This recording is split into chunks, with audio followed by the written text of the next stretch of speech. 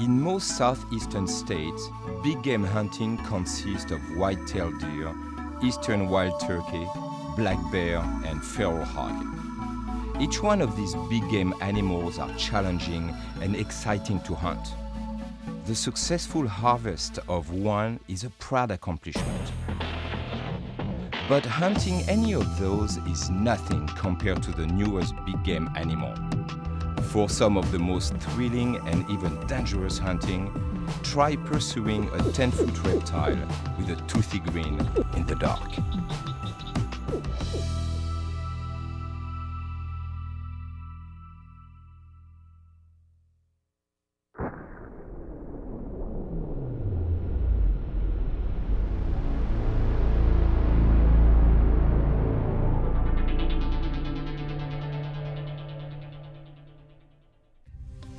For at least 65 million years, Alligator mississippiensis, or the American alligator, a member of the crocodilian family, have inhabited the North American continent. One of the few direct links to the age of the dinosaur, full-grown alligators survived unchallenged by anything but man. Canadian adventure hunter Rob Dykeman, sales marketing manager for Excalibur crossbows, is on a mission. Along with his partner, Peter Balfour, Excalibur's internet technology manager, they have ventured south to test a prototype crossbow system designed specifically for alligator hunters. This is Excalibur's first prototype for an alligator rig. Essentially, it's just built off an Exomax Excalibur crossbow. We're going to cock the crossbow. We're going to load our arrow. Now our arrow is connected with a line.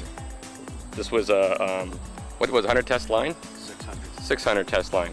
This is the broadhead. Now the actual broadhead we're using has two prongs on it. The two prongs are to set itself into the animal itself. And then what we do is we'll load that onto the bow, and it goes into the track like so.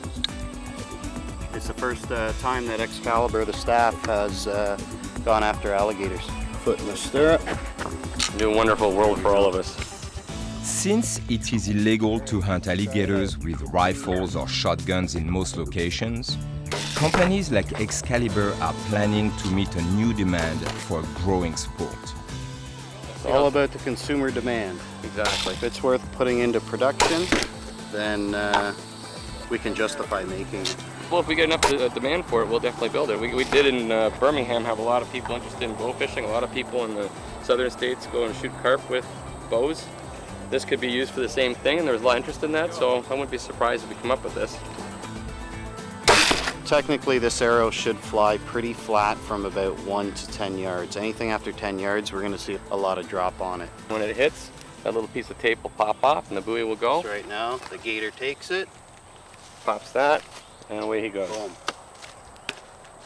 All right. Gator. In theory, it works. In theory, it works. Let's see if it actually works in practice. Loaded with anticipation, the adrenaline begins to take hold when the professional trappers arrive. Sighted the bow in, we're banging bullseyes. Working. I think we got the rig like you've never seen. Now, if you can control the adrenaline now, we'll be all right. Well, if those gators as big as you're telling me, I got to get the rig. Let me show it to you. Okay. A deal was previously negotiated, and now a little Canadian humor is thrown in for good measure. We got a short little 6-inch bolt tied to 20-pound test mono, and we can reel these suckers in. What do you think? Tiger. We're going home. Yeah, we're going to the house. How long can you hold your breath behind him when you go under the water with that thing? When we come back, we make our way up the proverbial creek, where alligators have lost their fear of man. Will the guys from Excalibur survive the challenge? Will the equipment pass the test? That's coming up after the break.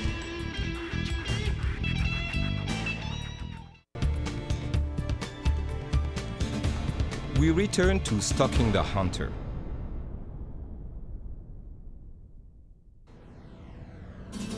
Alligators today are more numerous than I guess they've ever been here in the South. Due to the Endangered Species Act, they were protected, and consequently their numbers have exploded. And that is the reason alligator hunting is coming into its own. It's a natural and a renewable resource. So every state wants to find some way to generate revenues off their natural resources.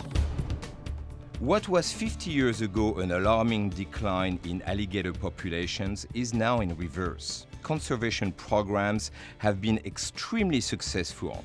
From Virginia to the Rio Grande, alligators are flourishing. The state of Florida passed a law 2 years ago to where we could guide hunts on nuisance alligators, which opened up a market for us so that we could take guys hunting during the summer months instead of in September and October. The state of Florida has an open public hunt in September and October. Come down and shoot you an alligator and be catching nuisance gators. So these not canned hunts, these ain't staged hunts. These alligators hadn't been fed up. I mean, it's strictly wild alligators. We hunt from basically pretty close to Lake Seminole all the way up to the Alabama line, the other side of Pensacola. But today, we come from Chipley, about 45 miles south of Chipley to Deer Point Lake. We're gonna be up in Bear Creek. We've got a complainant up there that got a house on the creek, and there's some alligators that's been hanging around the back of his house, and they've lost their fear of humans. They're just becoming too dangerous for kids and for livestock and pets, you know, that come down to the water. So we're gonna try to take those out before somebody or somebody's pet gets hurt.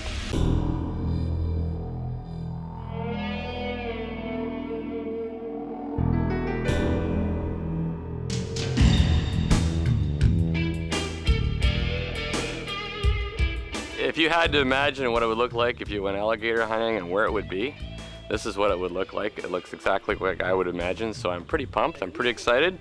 Not sure what to expect. Can't wait though, it's gonna be a lot of fun.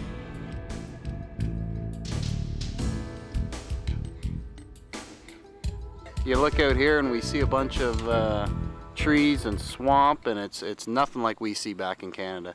We got a lot of thick brush and stuff like that, but you know, this is something you see right out of TV. We're gonna check our bows, our arrows, and everything. Make sure everything's working properly before we go out. And we're basically waiting on it to get a little bit darker. And we're not gonna catch any alligators till after it gets dark. We're gonna put in right here and go across and go up the creek 2 or 3 miles to where the call has been placed at. While Tiger prepares the equipment, Tate demonstrates the call that will lure the alligators. Alligators respond to a call usually emitted by juveniles. So the call stimulates the alligators to come and investigate. About 4.5, 5 foot. The mother's coming to protect her young, but the other gators are coming to eat her young. Our first alligator sighting.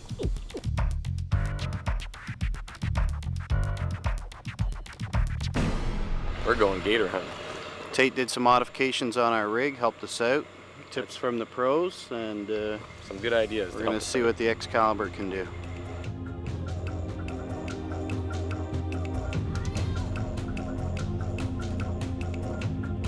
Back home, it's still light out up until about 9:30. Dark finally settles in around 10 o'clock, and here it's coming on 5 to 8 and sun setting, so about 2 more hours of light up in Canada anyways.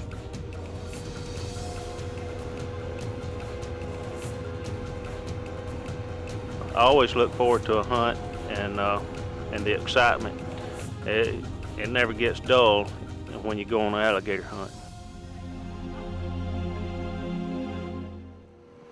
After the break, we discover there are more than a handful of alligators out here. But which ones have crossed the line between acceptable and deadly behavior? Find out when we return on Stalking the Hunter. We return to Stalking the Hunter.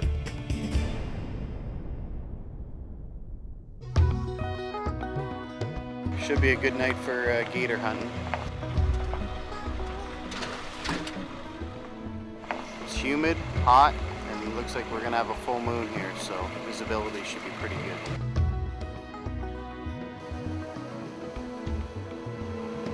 With the wind in our face, the biting insects are left behind, and the oppressive heat and humidity of the Florida summer is tolerable. There's plenty of gators right out in this area, but we don't necessarily have permits on them. Gotcha. So we got to travel up the creek to get to the guy's house where the alligators have been hanging out. We are searching for alligators that are on the state's hit list, which means the natural behavior of the animal has been altered. They have become too unpredictable, and the threat must be neutralized. Feeding an alligator is one of the biggest problems we have here in the South. And it's one of the reasons we have alligator attacks. And it may not be the person that got attacked that was doing the feeding, but there's been many people before them that have fed this alligator, habituated them to humans, so he's lost his natural fear of humans. Alligators are naturally afraid of humans. They're curious, they'll come check you out, but when they see what you are, they dive under the water and go off. If you feed them, you change their behavior, you train them to come to people for food. So essentially, you become a food item if you feed alligators. That's one of the rules and regulations all over the South. Do not feed alligators. It's against the law. As the hunters approach the area of concern, the tethered arrow is loaded. I done see about 4 over 8. There's another one. There's one right there. What should we expect? Am I prepared for this dinosaur hunt? We've went by about 65 so far, I've counted. Seeing some gators here, we got eyes glowing. It's an adventure. That's a slide that they use to slide down into the water, and a diving board they dive off. And if you'll notice right straight across from it, there's an alligator right over there. There is a flurry of emotion. Anticipation and trepidation manifest in a cold sweat.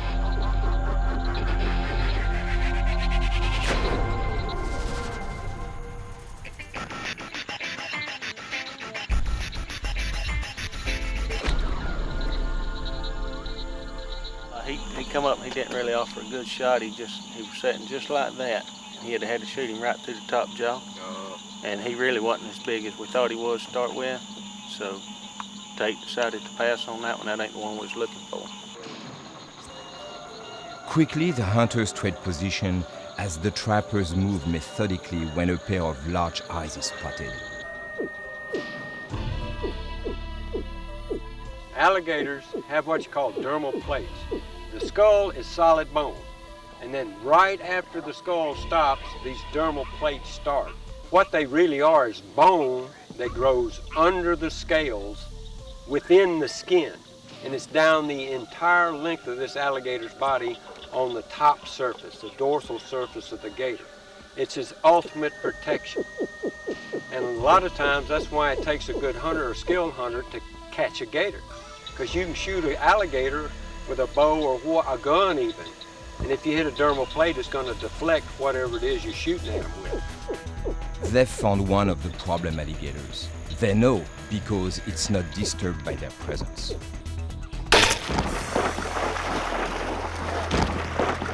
Skipped off. I got begging to. Shoot. That neck area, Yeah. you hit him in that back. You can That's very hard to see. Yep. Damn. Right off of it. Damn, there's our float in the water. That was a knife. I thought I had him too, you know? Oh, you hit him square up. Just That's what I'm talking about. Shoot, you got to shoot him in that neck area. Yeah. You hit him in that back. You can It was very hard to see.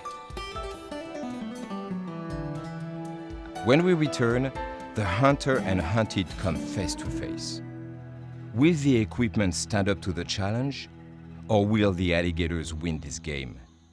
Find out after the break on Stalking the Hunter. We return to Stalking the Hunter.